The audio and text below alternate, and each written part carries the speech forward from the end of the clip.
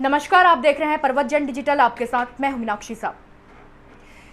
इस समय आपने उत्तराखंड में अंकिता हत्याकांड के बारे में ज़रूर सुना होगा और किस तरीके से मीडिया ने उस केस को उजागर किया वो भी आपको पता होगा। ठीक इसी तरीके से एक केस और मैं आपके सामने लेके आती हूँ जो कि इस केस से भी मिलता जुलता है।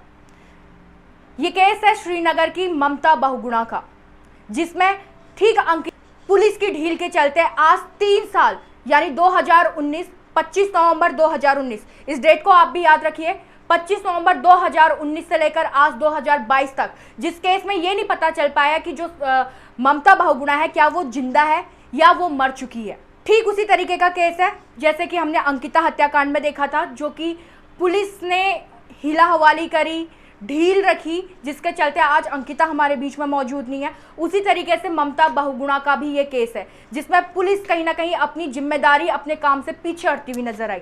आपको बता दूं, ममता बहुगुणा जो कि मेरठ में रहने वाली थी, लेकिन कुछ समय बाद वो श्रीनगर गढ़वाल आके बसी अपने पति के साथ। अब शुरुआत ये होती है, जब वो महिला श्रीनगर आई उस समय वो एक बच्ची की माँ थी, यानी उनकी एक बेटी थी, जिसके बाद परिवार का उन पे जोर बनने लगा कि हमें बेटा चाहिए, बेटा चाहिए।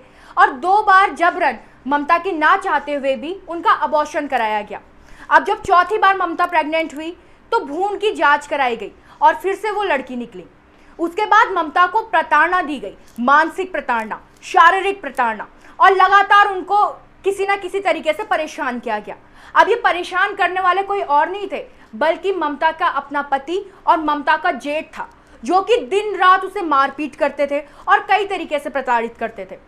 जब चौथी बार ममता प्रेग्नेंट हुई तो उन्होंने साफ तौर पर इनकार कर दिया कि वो इस बार अबॉर्शन नहीं करेगी, लड़ झगड़ के अपनी बेटी को जन्म दिया। अब आपको बता दूं, जो ममता की दोनों बेटियां हैं फिलहाल इस समय अपनी बुआओं के साथ रहती हैं अलग अलग। अब मामला यह है, 25 नवंबर 2019 को ममता गायब हो गई, जिसकी जानकारी पुलिस तक का नहीं दी गई, यानी ससुराल पक्ष ने कोई भी कंप्लेंट नहीं कराई। तो उस समय जो तत्कालीन श्रीनगर कोतवाल थे नरेंद्र बिष्ट, उनसे जाके मांग करी कि एफआईआर दर्ज कराई जाए। बहुत माथा पच्चीसी के बाद एफआईआर दर्ज करी गई। करीबन 10 दिन 20 दिन का वक्त लगा एफआईआर दर्ज होने में। अब यहां से आप गौर से सुनिएगा, जो ममता के जेठ है जिसका नाम मैं अभी आपको बताने वाली हूँ, अजय बहुगुणा, वो भारतीय जनता पार्टी का एक कार्यकर्ता है जिसकी उस जगह पे थोड़ी बहुत शाख भी होगी, जिसके चलते जो केस है वो लिया नहीं गया। अब बात यहाँ पर से शुरू होती है कि जब ममता के परिजनों ने यानी मायके पक्ष ने ममता को खोज खबर लेना या फिर एफआईआर दर्ज कराने की शुरुआत करी, तो उस समय जो ममता के पिता है राजा राम, उनका कहना है, राजा राम जोशी जी का ये कहना है कि पुलिस ने उन्हीं के साथ दुर्व्यवहार किया, उनको मारना, धमकाना कि चले जाओ यहाँ से, एफआईआर दर्ज हो चुकी है, पुलिस अपना काम करिए, इस तरीके की तमाम बातें करी। अब जब हमने ममता के भाई से बात करी तो ममता के भाई का साफ तौर पे कहना है कि पुलिस केस लेने को तैयार नहीं थी, जैसे तैसे जानबूझकर, क्योंकि पॉलिटिकली उनको काफी सारा प्रेशर मिल रहा था। इसमें श्रीनगर विधायक धन सिंह रावत का भी नाम परिजनों ने लिया है। परिजनों का साफ तौर से कहना है कि जो श्रीनगर विधायक धन सिंह रावत हैं, उनके कहने पर पुलिस ने एफआईआर दर्ज करने से मना किया। केस को इस तरीके से मोड़ा गया कि कहीं ये सुसाइड लगे। अब मैं ये बात इसलिए कह रही हूँ क्योंकि जब ममता के भाई के साथ हमारी बातचीत हो रही थी उस वक्त तो काफ़ी भावुक भी थे और उनका कहना था कि आज 3 साल से वो अपनी बहन के लिए इंसाफ मांग रहे हैं, दर दर भटक रहे हैं, केस कर रहे हैं, लेकिन कुछ उनके हाथ नहीं आया। अंकिता हत्याकांड के बाद एक उम्मीद जगी है कि कहीं ना कहीं मीडिया के सपोर्ट से और उत्तराखंड वालों के सपोर्ट से उनकी बहन को भी जस्टिस मिल सके, पता तो चले कि आखिर उनकी बहन यानी ममता बहुगुणा जिंदा है या मर चुकी है। और ये घटना को पूरा 3 साल हो गया है, 25 नवंबर 2019। अब आपको इससे आगे की जानकारी मैं आपको देती हूँ। तो ममता के जो परिजन थे उन्होंने 40 दिन बाद जब ममता की एक चप्पल पुल के ऊपर से मिली तो पुलिस ने उसे अपने पास रखा। 40 दिन बाद, ममता की गुमशुदगी के 40 दिन बाद चप्पल मिलती है जिसकी कोई जांच नहीं कराई जाती। पुलिस ने उस चप्पल को न जाने कहाँ फेंक दिया, अभी तक उसका कुछ पता नहीं है, कोई जांच नहीं हुई, कोई कुछ नहीं हुआ। उसके बाद करीबन 10 महीने के बाद अलकनंदा में एक लाश मिलती है जिसे ये कहा जाता है कि ये शायद ममता बहुगुणा की लाश है। और एसडीआरएफ की ऐसी टीम भेजी जाती है। ममता के भाई ने साफ तौर पे आरोप लगाया है, एक कांटा और एक जाला जिससे ममता का रेस्क्यू किया जाना था। अब आप सोच सकते हैं, एक महिला गुमशुदगी के 10 महीने बाद उसे ढूंढा जा रहा है और एक जाला और एक कांटा लेकर। ममता के भाई ने साफ तौर पे कहा कि ये सिर्फ दिखावे के लिए हो रहा था, क्योंकि पॉलिटिकली जो उन पे प्रेशर था उसके चलते एसडीआरएफ भी काम नहीं कर रही थी। एक लाश मिली जिसे निकाला गया, 10 महीने बाद उस लाश को बाहर निकाला गया और बोला गया अंतिम संस्कार कर दीजिए क्योंकि ये ममता की लाश है। डीएनए टेस्ट की रिपोर्ट 4 महीने बाद आई। अब जो ये पूरा प्रकरण है उसे 14 महीने हो चुके हैं।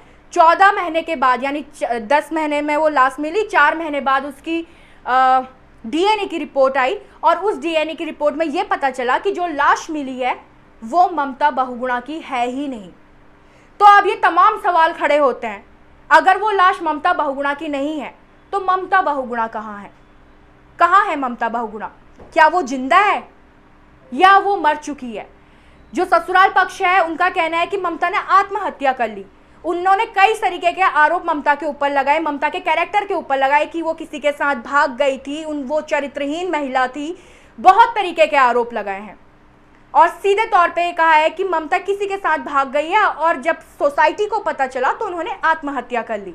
वहीं ममता के साथ रहने वाले लोगों का, ममता के दोस्तों का, जो कि अड़ोसी पड़ोसी होते हैं, उन सबका कहना है ममता इस तरीके की महिला थी ही नहीं। ममता ने कहा था मुझे जीना है, मुझे अपनी बेटियों के लिए जीना है, क्योंकि अपनी बेटियों के लिए मैंने संघर्ष किया है, इन बेटियों को पैदा करने के लिए मैंने संघर्ष किया है। तो आप बताइए कहाँ है ममता? इतने समय से, आज 3 साल से उनका भाई, उनके पिता ममता को ढूंढने के लिए जद्दोजहद कर रहे हैं। कई बार वो, उनका कहना है कि वो मीडिया के पास भी गए, लेकिन किसी ने इस केस को छूने तक की कोशिश नहीं की। कहाँ है ममता बहुगुणा?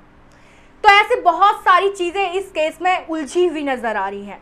10 महीने के बाद एक लाश का मिलना, जिसका डीएनए मैच ना होना, बाद में बोल देना कि ये तो ममता की लाश है ही नहीं। ममता की चप्पल 40 दिन बाद मिलना और पुलिस का उसको किसी भी तरीके से जांच एजेंसी के पास ना भेजना, अपने आप में बहुत सारे सवाल खड़े करता है। क्यों कोतवाल ने उस समय एफआईआर दर्ज नहीं की? पॉलिटिकली कितना प्रेशर दिया जा रहा था पुलिस को भी कि वो इस केस को किसी तरीके से बंद कर दे। विधायक का नाम सामने आया, धन सिंह रावत का नाम सामने आया कि किस तरीके से पॉलिटिकली इस केस को दबाने की कोशिश की गई। तो लगभग अब 3 साल तक ममता के परिजन ये इंतजार कर रहे हैं कि आखिर ये तो पता चले कि ममता जिंदा है या मर चुकी है।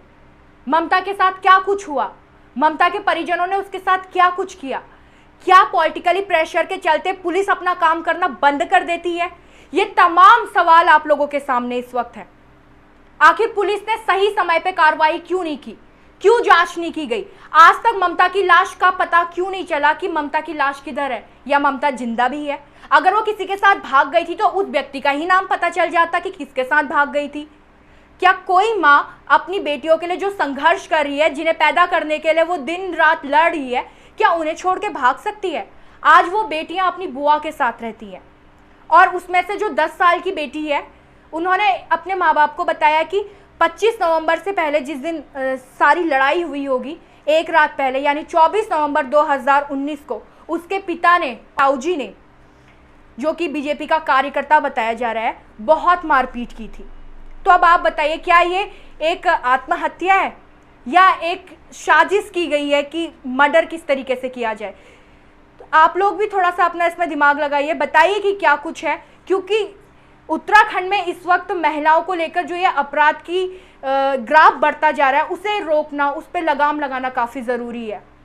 बेटी बचाओ, बेटी पढ़ाओ, इस तरीके के तमाम नारों से शायद नहीं बेटी बच पाएगी।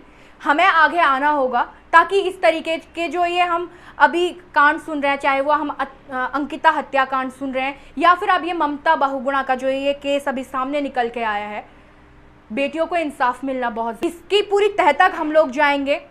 कुछ समय बाद उनके भाई से भी हम आपकी बात कराएंगे, पूरी अपडेट आपको देंगे। तब तक आप बने रहिएगा पर्वत जन डिजिटल।